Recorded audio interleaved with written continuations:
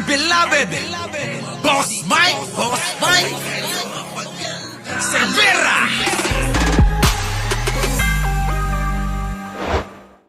Oh, ito, tingnan nyo, para matauhan yung mga DDS, oh. Pattern sa ICC. Oh, ayan, no, binasura ng ICC ang pangalawang interim release. Ito po yung hiniling nila. Matapos po yung confirmation of charges, humiling na naman ng interim release. Binasura uli. Oh, kita nyo? Wala na. Kalimutan nyo na si Digong, i-consider nyo na ngayon palang patay na. Para hindi kayo nasasaktan. I-consider ninyo na si Digong tegi bambam na. I-consider ninyo na si Digong hindi nyo na makikita. Pinasasabik ho nila eh. Alam nyo mga kababayan ko? Style. Dahil nga maraming uto-uto, market ng mga Duterte yan, yung mga uto-uto. Si Digong, kita nyo? Nagkaroon ng confirmation of charges. Ano nangyari mga kababayan ko? Hindi nagpakita. Eh kung talagang mahal kayo, kung talagang sabik din sa inyo si Digong, eh bakit hindi dumalo? Kasi may plano sila. Pasasabiking kayo. Kaya yan, si Digong magpapakita sa panahon ng eleksyon. Mga kababayan, basang-basa naman sila eh. Sa panahon ng eleksyon, mga kababayan ko, magpapakita si Digong. Para yung mga uto-uto, ayun, makakakuha na naman ng simpatya. Siyempre, mga kababayan ko, kailangan kawawang-kawawa na naman ang itsura ni Digong. Alam nyo naman si Digong, mga kababayan, gusto nun laging kinakaawaan. Di ba, mga kababayan ko? Kaya ang mangyayari, baka mag-diet pa yan. Bago magpakita, mga kababayan, sa mga uto-uto at mga mangmang, magda-diet pa si Digong. Yung itsura niya, akala mo ermitanyo. Malamang hindi magpapagupit ng 3 taon.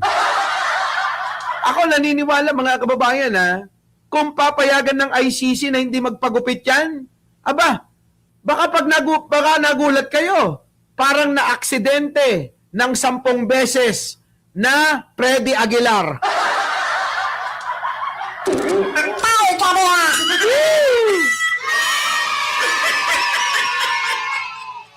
Diba? Nagets nyo?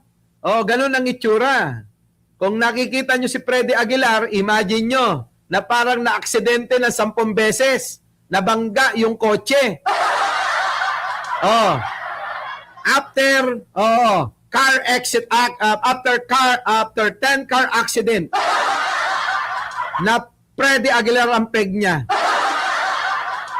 So ano na itsura, mga kababayan ko? Equals palito na long hair ang peg niya. Ganun, mga kababayan, bubulagin nila. Di ba? Basang-basa naman kasi, sa totoo lang, huwag kayong magpadala-dala sa mga drama nila. Hindi na nila pawawalan si Tatay Digong. Kita nyo, ano sabi? Makinig kayo, mga DDS kayo, Hindi na nila pawawalan si Tatay Digong. Kita nyo? Hindi na nila pakakawalan, hindi ho. Mali naman yung sinabi mo. Hindi ho, mali ho eh. Yung mga salita kasi mahalaga yan eh.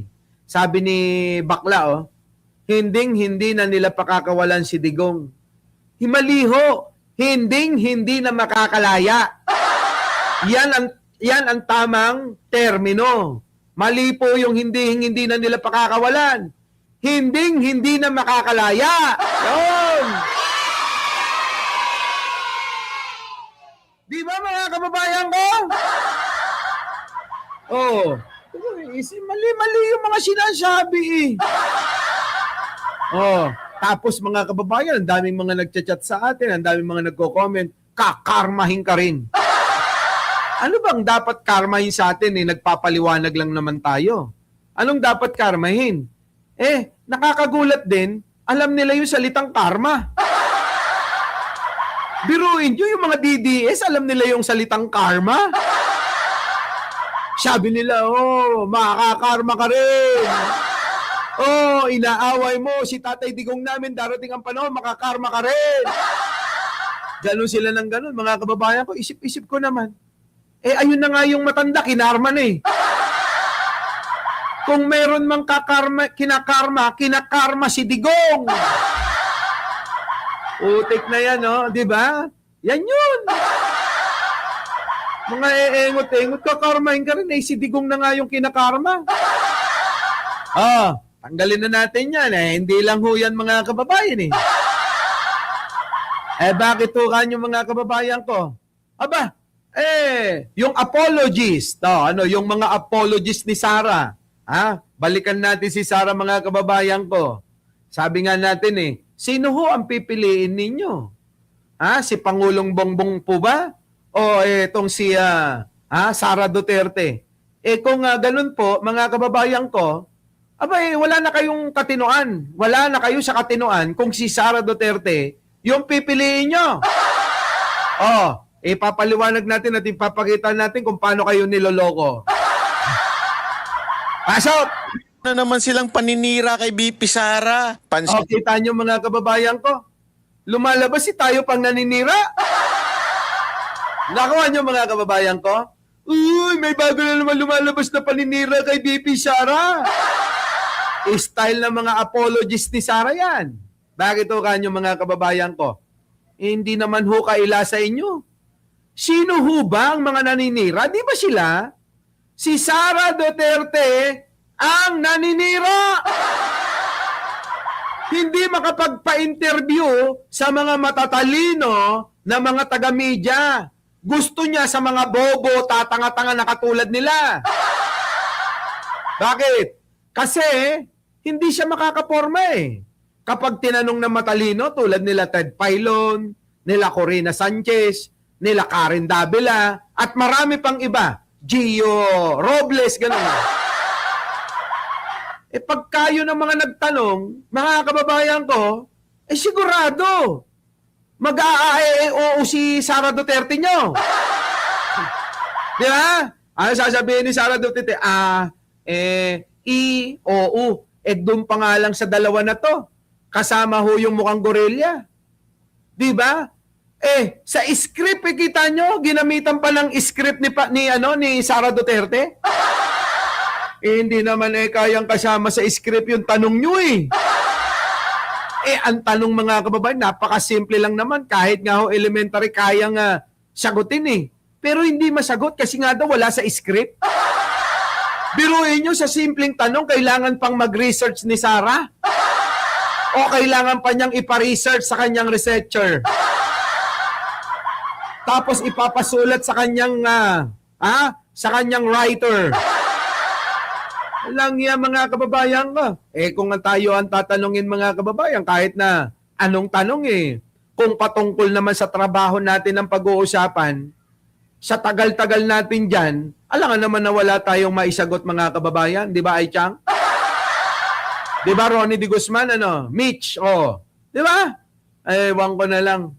Sige, pakinggan natin yung apologist ni Sara Duterte. Ano yung pinaglalaban mo? Uy, may bago na naman silang paninira kay BP Sara. Pansinin ninyo pagkatapos ng ilang araw na tahimik sila sa programa natin kay BP Sara na ibalik ang tapang at malasakit, dumaan na ang Friday at Saturday, Sunday na sila naglabas ng balita. Napapaghalataan na may kumukumpas na PR. Ito kaya yung... Kita nyo kasi gawain ninyo.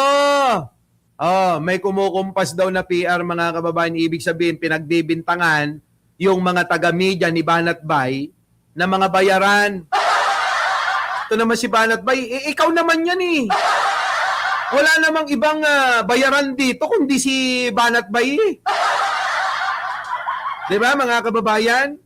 Alam nyo, eto tatapatin ko kayo. Sa panahon ngayon, dalawa lang ang kampo na nagbabayad sa mga ganyan. At sisiguraduhin ko sa inyo, hindi kasama si Pangulong Bongbong Marcos dyan. Bakit to, mga kababayan ko? Unang-una, ang mga nagbabayad, yung pong mga nagnanais mang-agaw ng kapangyarihan, kampo ni Sara. tignan nyo yung balita. 18 Marines binayaran, pinondohan daw di umano ng 300 million. Sino nagpondo? Asawa niya, Manscarpio daw.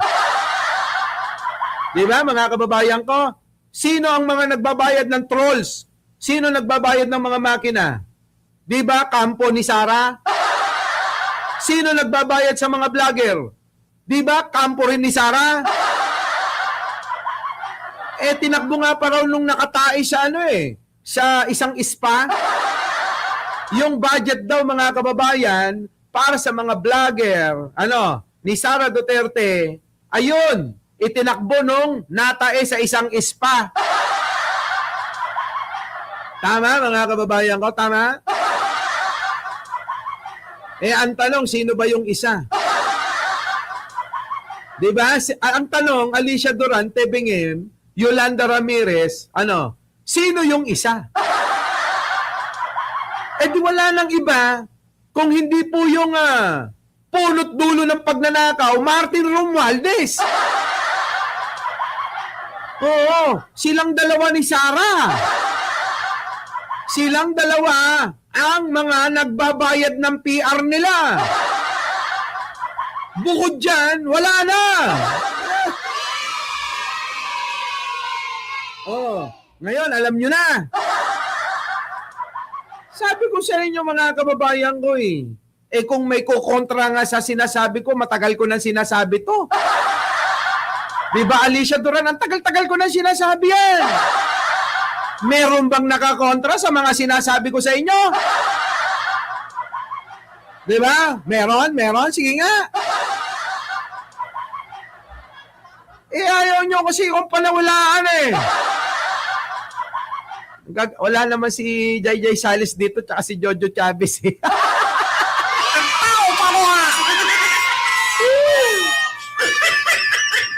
ba? Yan ang sinasabi ko. Di ba? Kung mali yung sinasabi ko, abay maraming pwedeng magpatotoo. Di ba? Yung mga nagtatanggol sa kanila, sabihin nila, fake news yan si Mike Cervera. Di ba? Sabihin nila, may magsalita lang kahit isa. Nako! Baka bumaliktad yung mga taong binabayaran nila. Tandaan nyo, mga kababayan, mas mahal ako ng mga vlogger na yan kaysa kay Martin Romualdez. Oo. Isisiguraduhin ko sa inyo, mga kababayan ko. Mas mahal tayo ng mga kaibigan nating mga vloggers kaysa kay Martin Romualdez. Sasabihin ng mga, bakit mo naman nasabi yan? Di sana, inaway na nila ako dahil kay Martin. Tama ba, mga kabayan? Tama ba, Jing Martin? Kung mahal nila si Martin, di dapat inaway na nila ako dahil sa kanya. Bakit walang nangaaway?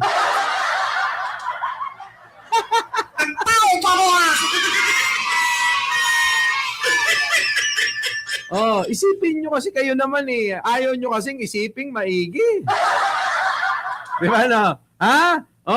Isipin nyo maigi. Andiyan na tuloy. Dumating na tuloy si Marjorie Tabok-Tabok. Di ba? Isipin nyo maigi, mga kababayan ko. Isipin nyo maigi yan. Yan yung iiwan ko sa inyong katanungan. Di ba na balibay?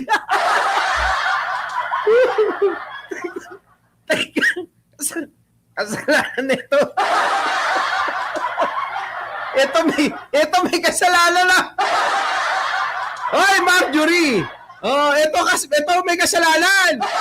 Kaya ka na naman Kaya napupunta sa idol niyo yung usapan sige, tuloy na natin. Tuloy na natin. Ato na. Yung nabigyan ng maleta at ang napili nilang salsalin ay yung sinabi ni VP Sara na madaling magpadala ng eroplano kung gugustuhin ng gobyerno. At Ay! So ngayon, ano nga yung palusot doon? Literal yun. Di ba literal yun na sinabi ni Sara Duterte. Anong gustong salsalin. Itanong mo kay Topacio, baka gustong tsupain. Di ba? Di ba? Itanong mo kay Topacio, baka gusto niyang sup-supin niyang issue na yan. Oo. Tanungin mo siya. O baka naman yung isa. Di ba? O, tuloy. Ano ang paliwanag niya dyan? Gusto nila kasi mga kababayan na pangatwiranan at gusto nilang ipagtanggol yung sinabi ni Sara na kabobohan. Ano ba yung kabobohan, mga kababayan? Yung kabobohan na si Sara Duterte madali lang magpadala ng eroplano at sumundo ng mga OFW. Yun, sirang-sira si Sara doon, mga kababayan ko. Ang laki ng epekto. Ano na nangyari? Nagpa-interview pa ba si Sara? Naniwala na kayo, mga kababayan, no? Ilang araw na ho, mag-iisang linggo na ho, wala pa ring interview si Sara Duterte. Sabi ko sa inyo eh. Oh, naniwala na kayo. Titigil si Sara Duterte sa pagpapa-interview. Bakit? Nabibisto ang kahinaan sa bawat mga litanya ng salita niya. Kaya kasalanan netong mga ito. Bobo yung nakaisip na kailangan si Sara Duterte interviewin at tanungin ng tanungin. Maling-mali yan. Maling-mali. Matagal ko nang sinasabi yan, di ba, Ai Chang? Matagal na nating sinasabi yan dito na si Sara Duterte, the more na nagsasalita, the more na nasisira. Yun po si Sara. Kaya nga kami nagulat, nag-uusap-usap po kami. Sabi ko, eto na, Nyulo. Eto na, Koyo, eto na, Mima. Naku, palpak ito. Yari si Sara dyan. Nagpa-interview, kita mo. Kaya tignan nyo, tumigil bigla. Di tama yung ating assessment dyan na ititigil nila yung pag-interview. Kailangan muna masapawan, matabunan yung pong pagkakamali na mga sinabi ni Sara Duterte na napansin ng mga Pilipino, ng netizen, na mga mukhang tanga, mukhang engot, mukhang bobo, daig pa ang elementary kung magsalita. Di ba? Yan po yung mga pananaw ng maraming Pilipino ngayon eh. Si Sara Duterte, mahina talaga mag-isip eh. Eto na. Sige, tuloy! Sige, pakinggan natin ng palusot. Palusot ng apologist ni Sara Duterte. Sinabi ni BP Sara na madaling magpadala ng eroplano kung gugustuhin ng gobyerno at kinumpara daw sa COVID. At syempre, Totoo naman. ang angle ng mga bayarang media at bayarang... Ito na. Bayarang media at saka bayarang mga trolls. Kayo yun. Tuloy. Troll ay iba daw ang COVID at gera. Abay, totoo naman. May mali ba ron? Tignan nyo mga twira nito. Iba raw ang COVID at iba raw ang gera. Abay, magkaiba naman talaga. Parang sinabi mo na si Ann Curtis babae at si Sara Duterte ay babae din. Hindi, magkaiba. Si Ann Curtis babae, si Sara Duterte tomboy. Ganon.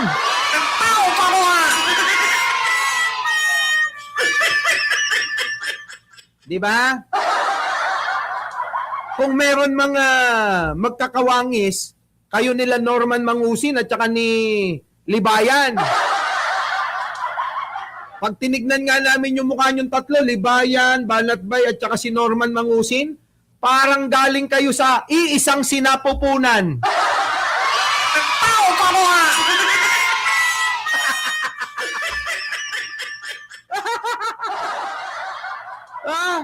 Di ba mga kababayan ko?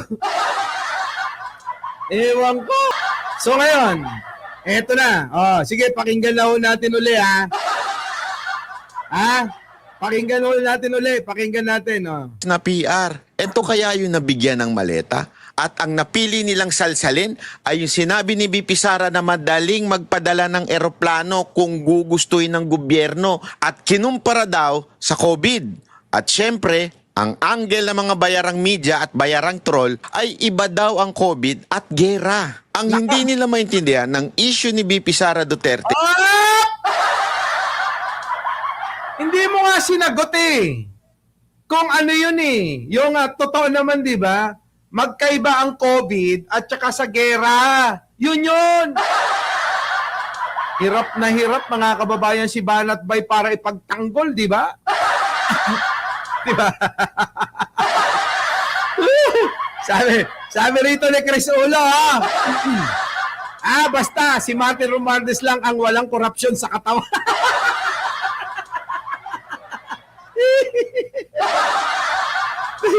Oy, mag-live ka na. Luko-luko. Eto na. Tuloy na natin. Oy, banatan mo nga to. Ano yung katwiran ni Banat Bay?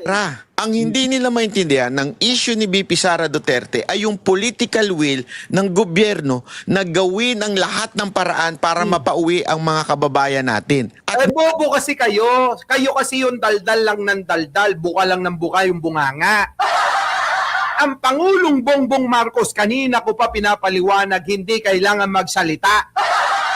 Kung political will lang pala ang pag-uusapan, malayo pa. At malayo-layo na yung narating ni Pangulo kung political will lang. Ang political will ni Pangulo magserbisyo, hindi magdakdak, magdaldal ng magdaldal tulad ng ginagawa nyo. Ayan na nga, ang dami nang napapauwi. Dinaldal ba ni Pangulo yan? Sinabi ba na, darating, mapapauwi ko na yung mga OFW? Walang sinabing ganon. Ang sinasabi ni Pangulo, sa panahon ngayon, mag-ingat muna tayo at gumagawa ng kaparaanan ng gobyerno. Lahat ay ginagawa para makatulong. Walang sinabi na, madali lang yan. Magpadala tayo ng eroplano. Dahil nagawa ko na yan, nung COVID. Diba mga kababayan ko? Ayan hirap na hirap. Nakuha na ninyo mga kababayan ko, tatanga-tanga eh. Siyempre mga kababayan alam nyo na, kailangan ipagtanggol nila ng husto si Sara.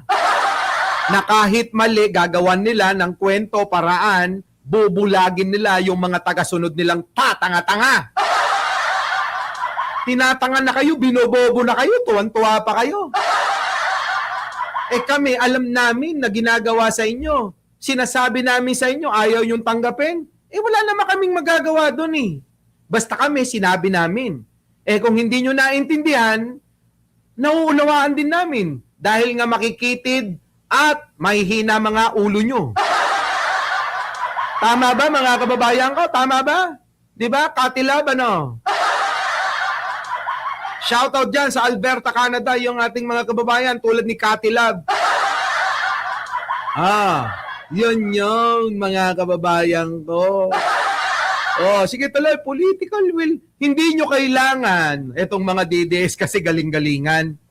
Gusto nila magkaroon ng mga salita na gusto nilang iparating sa mga bobo tanga. Kami nakaisip niyan, sinunod lang. Nakuha niya? Ganun Ganon yung gusto nila mga kababayan na gustong ipalamon sa mga mahihina ang ulo na sabihin ni Sara na, si Sara Duterte ang nakaisip niyan. Sinunod lang ni Bongbong Marcos. Ganon yung gusto nilang sabihin at gusto nila na mangyari. At gusto nilang iparating. Pero hindi nga ganon Ang nangyayari kasi mga kababayan, lumalabas ang kabobohan ni Sara Duterte. Yun ang nangyayari. Kaya ngayon, hirap na hirap itong katulad nila Banat Bay. Aminin mo na, alam ko naman Yung mga kasama mo dyan, akala mo kasama nyo talaga? Hindi. Sa akin, kampe. Sinasabi nila, nagkikwentuhan sila sa GC, mga kababayan. Putik sablay talaga si Sara Duterte. Yung mga vlogger nila, yung mga nasa GC nila, paano daw nila ipagtatanggol si Sara Duterte? Eh sabi nga ho ng mga ibang mga vlogger nila, ang hina naman talaga kasi ng ulo eh. Kahit yung mga vlogger mo, Sara Duterte, silipin mo yung mga GC nila, aba, tinitira ka. Bakit alam ko, Banat Bay? Eh yung mga ka-GC nyo ng mga vlogger nyo, kaibigan ko eh. Diba, mga kababayan? Kahit yung mga vlogger nila, syempre hindi nila ipapakita na titirahin nila si Sara. Pero mga kababayan ko, visit na sila. Diba, no, mga kababayan?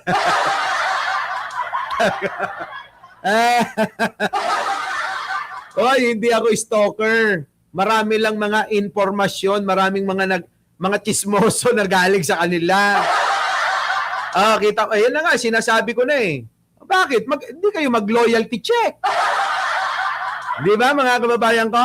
Bakit hindi sila mag-loyalty check sa mga vlogger nila? Paano yung bayad lang? Yung mahalaga.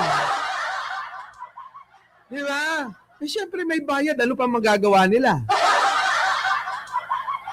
Aminin nyo na, Banat Bay. Nako naman. Hey, nako. Our beloved Boss Mike.